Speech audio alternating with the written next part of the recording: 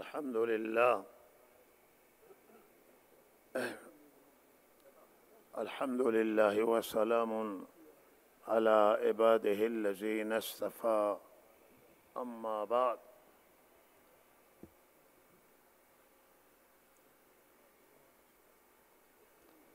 سخنان ارزنده و سخنان بسیار خوب جناب آقای دکتر جلال جلالی زاده از نخبگان جامعه ما و از نخبگان ایران هستند و همیشه و همواره تلاش کردند که از صدای مظلومان باشند و دفاع از حق بکنند و واقعیتها را بیان بکنند و گاهی به ناگواری هم در این راستا روبرو شدند و صبر کردند. از وجود این مهمان و سخنان زیبای ایشون همه ما استفاده کردیم و هم خدمت ایشان که مهمان گرامی ما هستند و جناب آقای برزنجی و دکتر برزنجی مهمان دیگر ما که عزیزان و بزرگواران هر دو خوش آمد عرض میکنیم و خیر مقدم. الله تعالی جان خیر بده.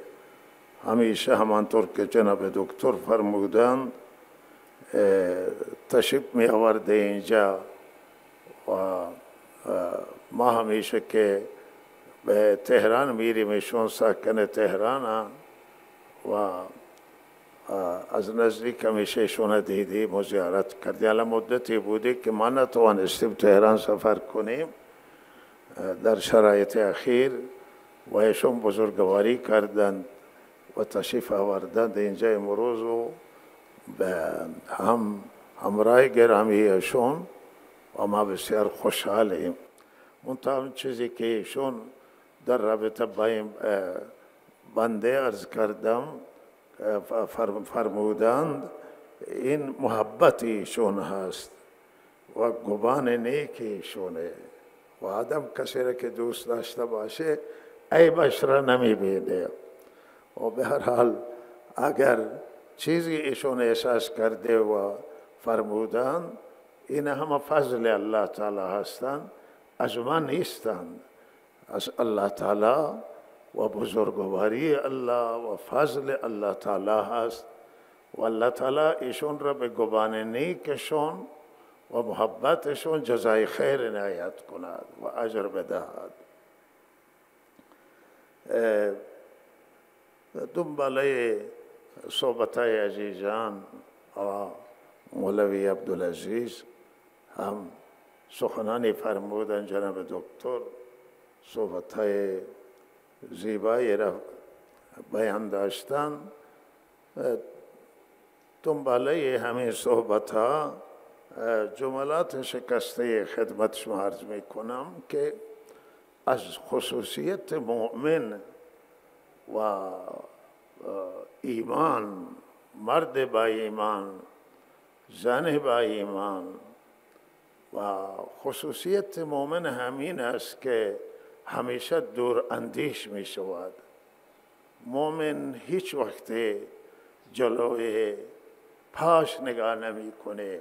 این خصوصیت ایمانه که از برکت ایمان نصیب مؤمن می شود و صفاتی که مؤمن داره این صفات به برکت ایمانن، به برکت دینن که الله تعالی به مؤمن عنایت میکنه. یکی از این صفاتش آنه که مؤمن دوراندیشه و دور نگاه میکند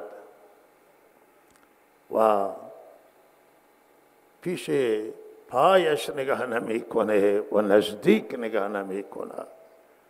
و این حدیث که فرموده المؤمن من دان نفسه و عمل لما بعد الموت، معنیش هم همینه که مؤمن همیشه نفسش را محاسبه میکنه که من چه اشتباهاتی داشتم، چه خطاهایی را مرتکب شدم و برای ما بعد مرگ هم آمادگی میکنه. ما بعد مرگ یعنی دور نگاه میکنه، افق دور را میبینه که او حساب و کتاب قیامت هست و حشر و نشر و حاضری به بارگاه الله تعالی است. این دوراندیشی مؤمنه که هم دنیاش را آباد میکنه، به دنیاش مورد توجه می شود، دنیاش را مورد توجه می کند و رزق حلال دریافت می کند، در فکر نفع خود نیست و نفع دیگران، منافع دیگران فکر میکنه و برای آخرت می اندیشد. قیامت در هیچ شرایط فراموش نمی کند و حاضری به بارگاه الله تعالی را هیچگاه از دغدغه‌اش را از دست نمیده، از سر خود دور نمی کند. همیشه این فکرمند است. ولمن خاف مقام ربه جنتان هم معنیش همینه که از الله تعالی و حاضری به بارگاه الله هراس داره و ترس داره، از حقوق الناس هراس داره، از حقوق الله هراس داره، از خطاها و گناهها هراس داره. این صفت مؤمن هست. المؤمن کیس فرموده، مؤمن همواره زیرک هست و هوشیار و مسائل همیشه تجزیه و تحلیل می کند و روی مسائل دقیق است، به سرعت و به عجله تصمیم نمیگیره، با مشورت میکنه، فکر میکند و دوراندیشی مؤمن همیشه داره.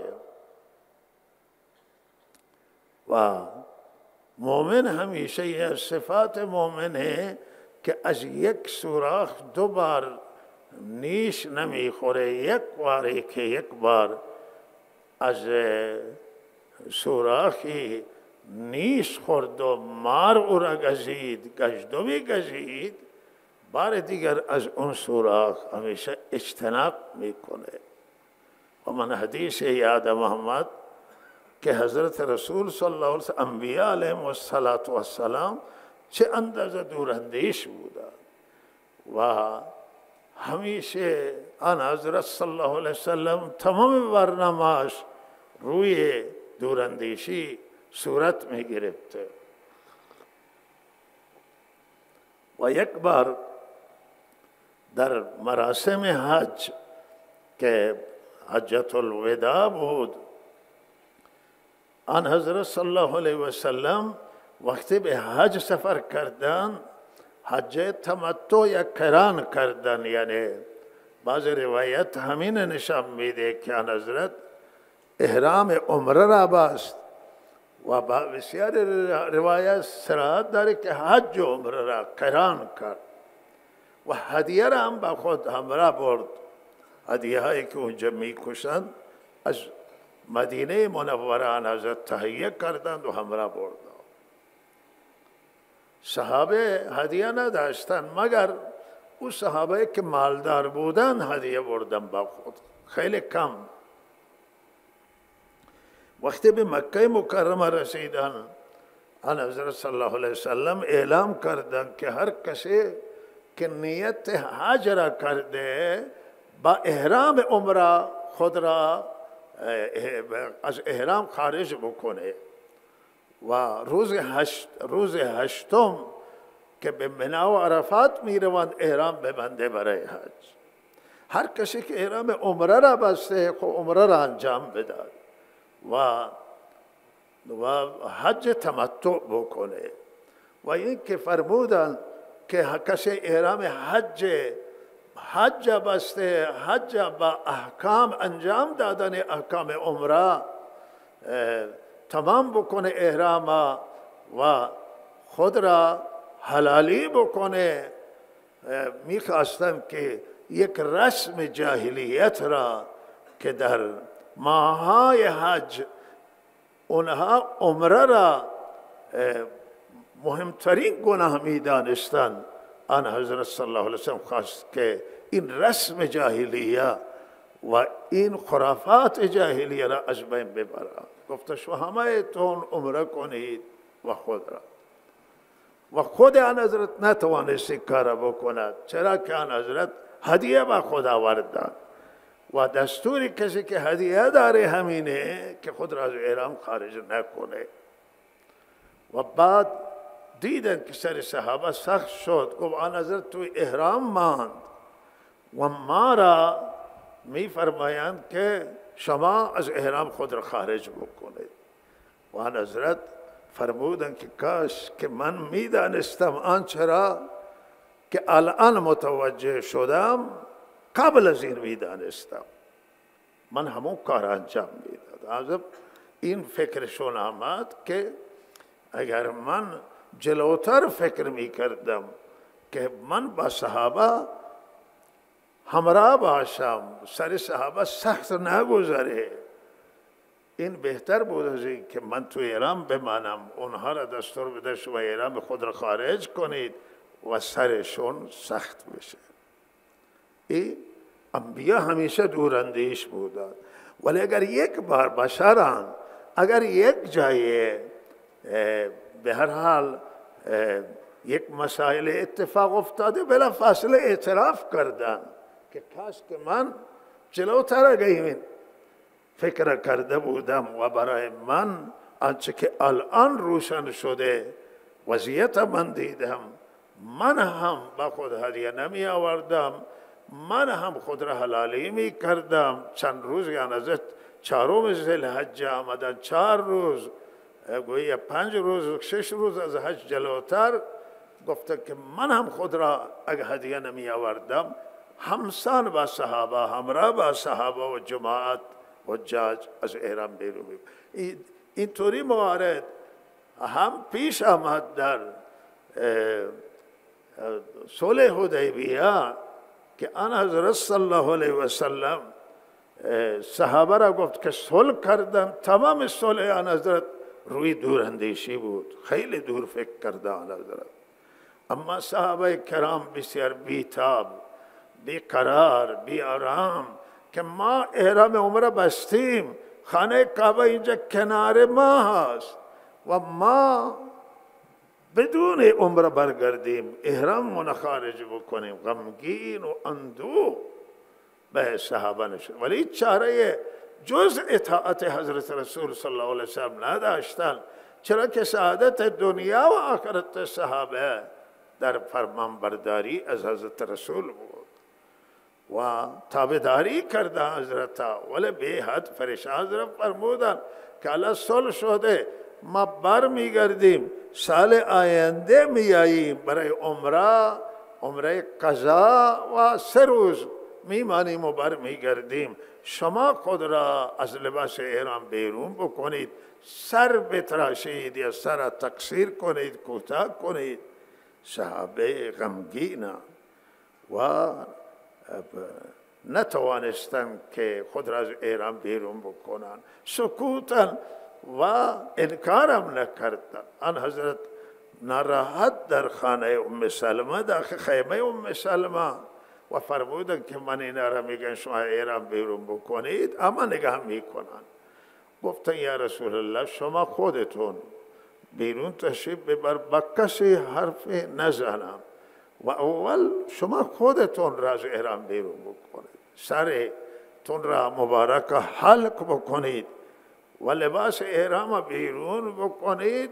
صحابه این کار خواهند کرد و بدون نگران به دل آن حضرت نشست که سخن این زوجه مطهره آن حضرت، این زن بسیار درسته. آن حضرت مشوره او را پذیرفت، بیرون آمد با کسی حرف نزد، دستور داد که حلاق سر آن حضرت بتراشید، تا سر تراشید، همه صحابه سر تراشید. ولی انقدر غمگین بوده که توی روایت هم می آید که سر که تراشیدن بعضی دستشو می لرزید و سر یک دیگر را بریدن از ناراحتی، خون کردن از ناراحتی، ولی اطاعت کردن. و روی این مومن همیشه دوراندیشه، دور نگاه میکنه. صحابه ناراض بودن، برگشت که برگشتن و هنوز دور نیامده بودن که انا فتحنا لک فتحا مبینا حاصل شد. و الله تعالی بشارت آینده، فیروزی آینده را به جماعت صحابه و حضرت رسول صلی الله علیه وسلم خبر داد. در نتیجه صبر، در نتیجه فرمانبرداری از آن حضرت و در نتیجه به هر حال دوراندیشیه که آن حضرت فرمودند و تحمل کردن ناراحتی صحابه را. و به هر حال اگر در مکه و روز جنگی در میگیره، بعد الله فرموده که نقصان بزرگ رخ میده و تلفات سنگین انسانی و خیلی ناگواری پیش می آمد. و لہذا الله تعالی این موفقیت آورد. مومن همیشه باید و سیاست خودش را مورد بررسی قرار بده، فکرش را همیشه مورد تجدید نظر قرار بده، همیشه در مومن پذیرش باشه که ببینه که حق چگونه و چه راه بهتره و راه بهتر اختیار کنه که عاقبتش بهتره، نتیجهش بهتره، از لحاظ دوراندیشی بهتره، از لحاظ سعی صدر بیشتره بهتره. ولذا همه این دیدند و تجربه کردند که به هر حال نه دولت یک دست جواب میدهد و نه مجلس که یک دست باشه جواب میدهد. و بسیار شاید به این فکر باشند که اگر مجلس را گزینش سختی بکنند و به هر حال افراد از یک طیف باشند و در مجلس سرصدا کمتر میشه، جر و بحث بیشتر کمتر میشود و یک طیفن، طیفی که فرض کنید به حاکم نزدیک باشه، به دولت نزدیک باشه، دولت تلاش میکنند اما جا که مجلس با اونها هماهنگ باشه. اما این مجلس که از یک طیف باشه ثابت شده توی دنیا و ثابت کرده که جواب نمیدهد. مجلسی جواب میده که متنوع باشه، متکثر باشه، نمایندگی بکنه همه افکارا، نمایندگی بکنه همه قومیت ها را، همه طیف ها را.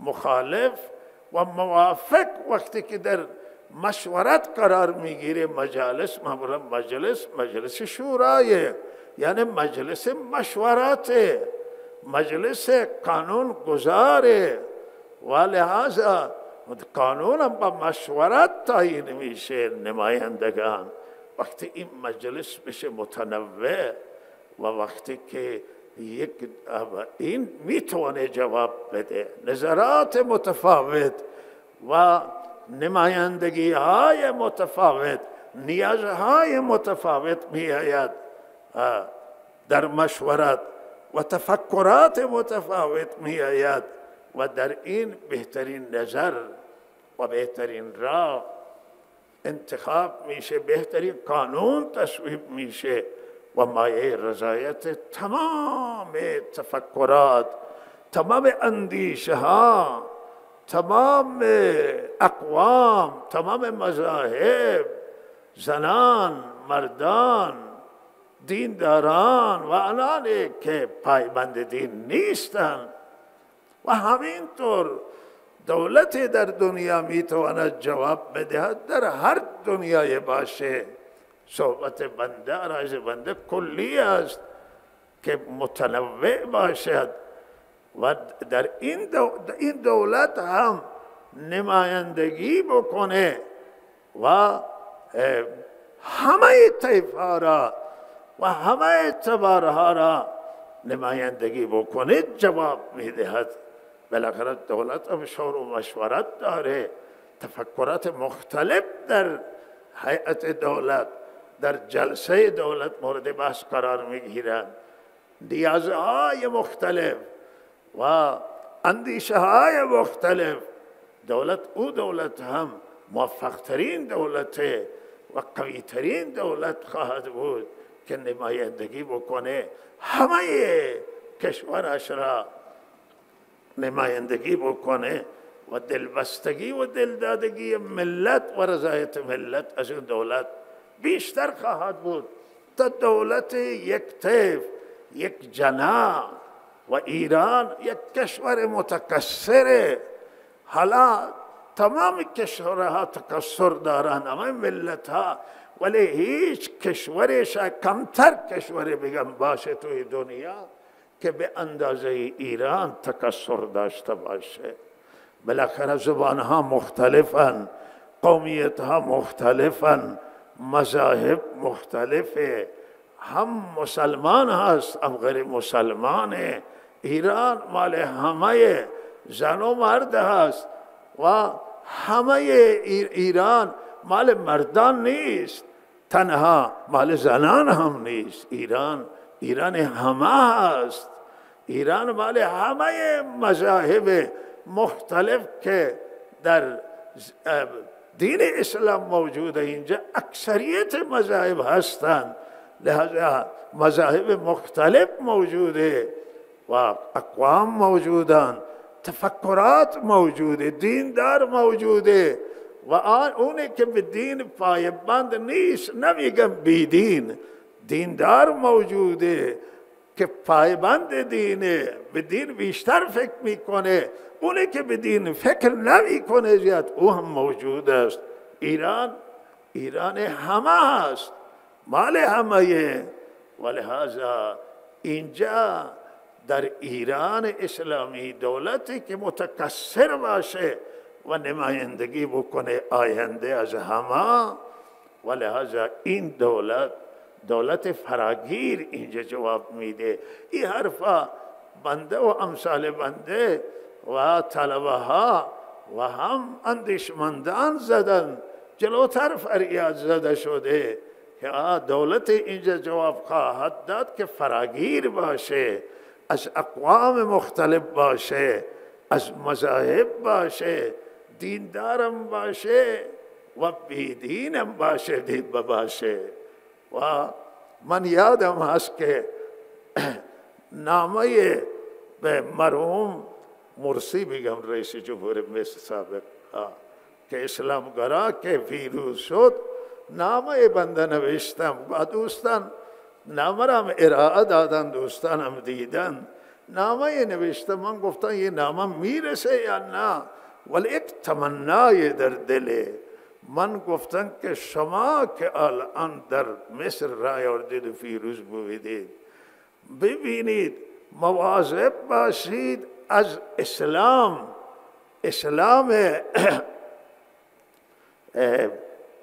از سیر و روند اسلام استفاده بکنید.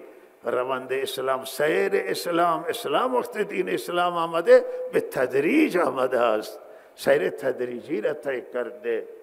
تو شما سخت بگیری نکنید در اونجا که ما مسلمانیم، ما قانون اسلام پیاده میکنیم.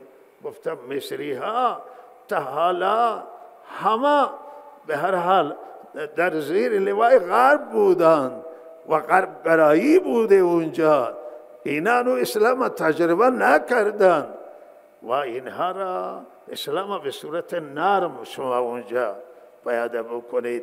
دیگه گفتم که شما ببینید که همه حزب اللهی و همه اهل دین نیارید توی کابینهتون. شما دولتی را انتخاب بکنید که تویش متدین باشه، دیندار باشه، دولتی باشه که در او انسانهای لایق که دین نداره همونا را بیاور. شما از طیفه دیگه اونجا ترکیباتی که توی ملت شما هست از قومیت ها و از ادیان و مذاهب هم استفاده بکن تا یک دولت فراگیری بیاور. ریاستش در دست شماست که شما رئیس جمهورید و تا دشمن نتوانه علیه شما سوء استفاده بکنه. نامه نوشتیم و ما این را به سایت هم آقای مرسی فرستادیم و بالاخره نمیدانیم که رسید یا یه تمنایی بود که ما کردیم و نرسید. رسید و توجه شد یا نشد. و لحاظا اینجا هم صحبت های ما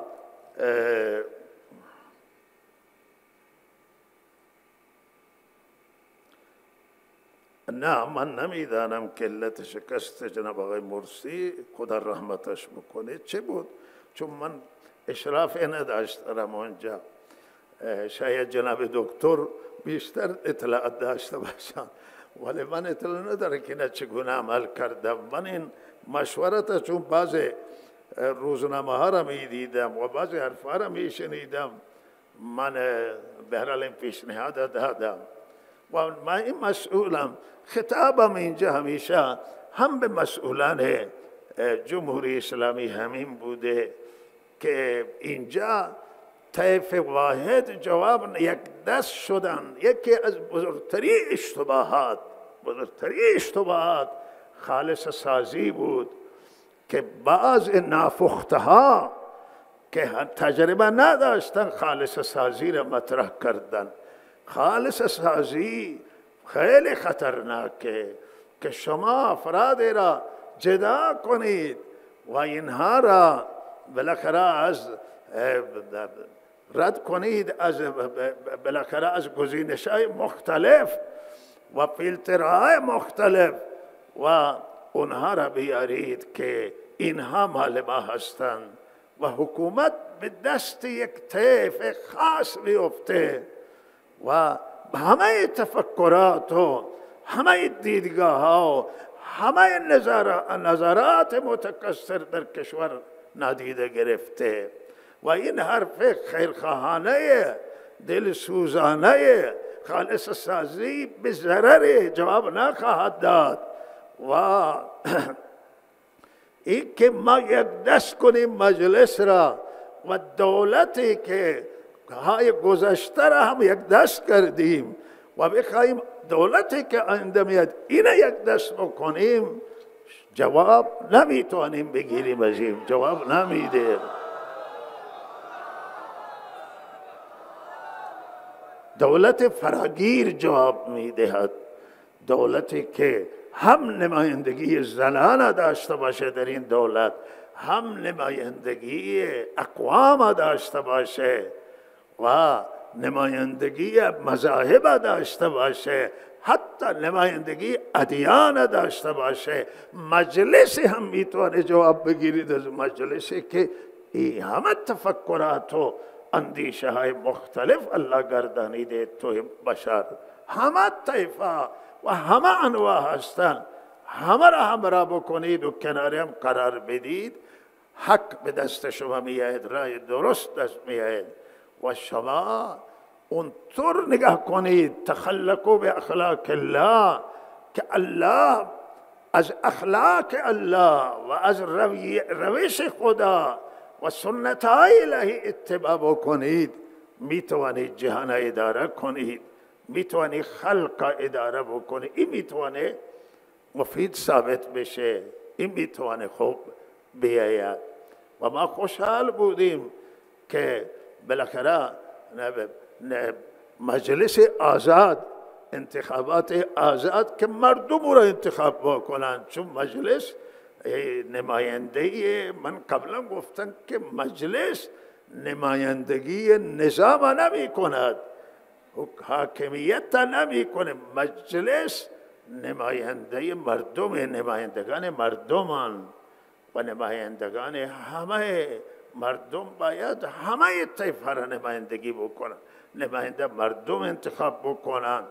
رئیس جمهور هم رئیس همه ملت و مدیریت میکنه، مسائل اجرایی در دستش هست و لحاظا این باید نمایندگی مردم. اگر رئیس جمهور ملت انتخاب میکردن، همینطور که در بسیاری کشورها همینطوره و مخصوصا کشورهای آزاد و اسلام در آزادی دادن و با دموکراسی بسیار نزدیکه و لحاظا این رئیس مردم انتخاب بکنه. حالا اگر پیشنهاد هم ما بکنیم باید این همه تنوع در نظر بگیریم و پیشنهاد بکنیم افرادا و در هر صورت این میتونه که ما در روش گذشتهمون تجدید نظر بکنیم